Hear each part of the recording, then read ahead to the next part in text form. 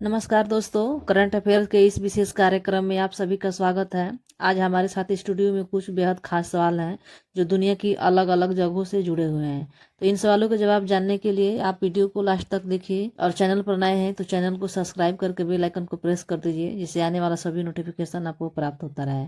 तो चलिए सीधे चलते हैं अपने पहले सवाल की ओर।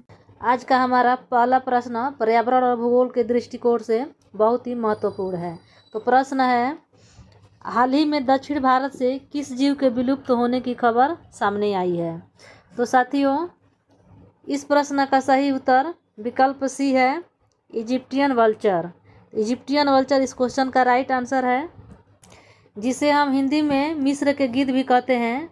हाल ही में आई पर्यावरण रिपोर्ट के अनुसार दक्षिण भारत के नीलगिरी क्षेत्र में से ये गिद्ध अब स्थानीय रूप से पूरी तरह गायब हो चुके हैं। ये गिद्ध मुख्य रूप से तमिलनाडु के नीलगिरी पहाड़ियों के क्षेत्र से गायब हुए हैं। इंटरनेशनल संस्था IUCN रेड लिस्ट में इसे संकटग्रस्त यानी इंडेंजर्ड कैटेगरी में रखा गया है। इन गिद्धों को प्रकृति का सफाई कर्मचारी भी कहा जाता है, क्योंकि ये मरे हुए जानवरों को खाकर बीमारियां फैलाने से रोकते हैं। इन गिद्धों का विलुप्त होने का सबसे बड़ा कारण पशुओं को दी जाने वाली डाइक्लोफेनाक दवा है, जो गिद्धों के लिए जहर का काम करती है। नीलगिरी पहाड़ी की सबसे ऊंची चोटी का नाम डोडा बेटा है, जिसकी ऊंचाई 2637 मीटर है। नीलगिरी को इसके सुंदर नज़ारों के कारण इसे ब्लू माउंटेन या नीला पर्वत भी कहा जाता है। अगला इम्पोर्टेंट फैक्ट्स याद रखिएगा। नीलगिरी बायोस्फीयर रिजर्व भारत का पहला नीलगिरी बायोस्फीयर रिजर्व है। इसकी स्थापना 1986 ईस्वी में हुआ था। तमिलनाडु का राजकीय पशु नीलगिरी तहर है।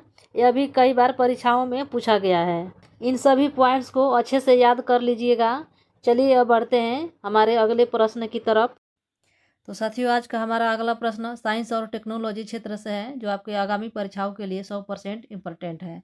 तो प्रश्न है, हाल ही में इसरो ने गगनयान मिशन के लिए integrated main parachute air drop test का सफल परीक्षण कहाँ किया है? तो इस प्रश्न का राइट आंसर हो जाएगा option number C, Madhya Pradesh. ISRO ने अपने गगनयान मिशन की दिशा में एक और बड़ी कामयाबी हासिल करते हुए इस पैराशूट टेस्ट को सफलतापूर्वक पूरा कर लिया है। अब आसान भाषा में समझिए कि यह टेस्ट क्या था। दोस्तों, जब हमारे अंतरिक्ष यात्री अंतरिक्ष से वापस धरती पर लौटेंगे तो उनके कैप्सूल की रफ्तार बहुत तेज होगी। उसे सुरक्षित समुद्र या जमीन पर उतारने के लिए बड़े और मजबूत पैराशूट की ज़रूरत होगी। तो इसी पैराशूट सिस्टम की मजबूती को जांचने के लिए मध्य प्रदेश के सीहोर में वायुसेना के विमान से एक डमी कैप्सूल को गिराकर यह टेस्ट किया गया। तो चलिए अब इस प्रश्न से जुड़े कुछ इंपॉर्टेंट फैक्ट्स देख लेते हैं, जो सीधे एग्जाम में पूछे जाते हैं। यह टेस्ट मध्य प्रदेश के सीहोर में ADRDE ड्रॉप जोन में आयोजित किया गया था। इस श्रृंखला का यह 5वां सफल परीक्षण है, जिसे IMAT-05 नाम दिया गया है। इस टेस्ट के दौरान डमी पेलोड को वायुसेना के IL-76 विमान से 2.5 किलोमीटर की ऊंचाई से नीचे गिराया गया था। यह टेस्ट इसरो, DRDO, भारतीय वायुसेना और थल सेना का बेहतरीन संयुक्त प्रयास था। गगनयान मिशन के लैंडिंग सिस्टम में कुल 10 अलग अलग प्रकार के पैराशूट काम करेंगे। श्योरपुर का नाम आते ही आपको याद आना चाहिए प्रसिद्ध कुनू नेशनल पार्क। इसी श्योरपुर जिले में स्थित है। इसी कुनू नेशनल पार्क में प्रोजेक्ट चीता के तहत लाए गए अफ्रीका से 8 चीतों को बसाया गया था। अब स्टैटिक जीके का बहुत ही इम्पोर्टेंट सवाल है कि इसरो की स्थापना 15 अगस्त 1969 ईस्वी में हुआ था और इसरो का मुख्यालय बेंगलुरु में है और यहाँ के वर्तमान अध्यक्ष S सोमनाथ जी हैं। मध्य प्रदेश का राजकीय पशु बारहसिंगा है। इन सभी इम्पोर्टेंट पॉइंट्स को अपने कॉपी में नोट कर लीजिए, परीक्षा में यहाँ से प्रश्न जरूर बनेगा। चलिए अब चलते हैं अगले प्रश्न पर। आज का अगला प्रश्न एग्जाम की दृष्टि से बहुत ही इम्पोर्टेंट है।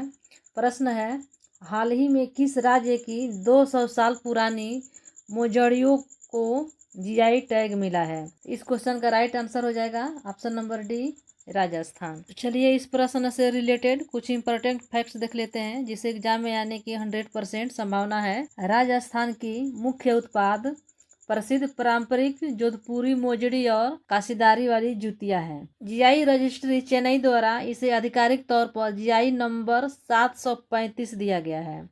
जोधपुर का यह पारंपरिक मोजड़ी हस्तशिल्प उद्योग लगभग 200 वर्ष पुराना है। भौगोलिक संकेतक जो किसी उत्पाद की विशेष गुणवत्ता और क्षेत्र की पहचान के लिए 10 वर्षों के लिए दिया गया है। पहला जीआई टैग किसे मिला है? तो साल 2004 में दार्जिलिंग चाय जो पश्चिम बंगाल में है को भारत का पहला जीआई टैग मिला था।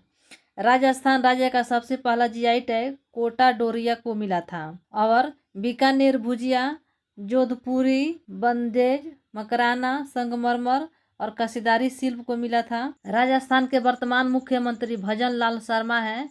जोधपुर को ब्लू सिटी और सन सिटी के नाम से भी जाना जाता है। इन सभी फैक्ट्स को ध्यान से पढ़िए क्योंकि इन्हें परीक्षा में आने की ज़्यादा चांस है। तो चलिए चलते हैं अगले प्रश्न पर। हमारा सवाल है, हाल ही में किस राज्य में वंदे मातरम और जनगण मन को अनिवार्य घोषित किया गया है?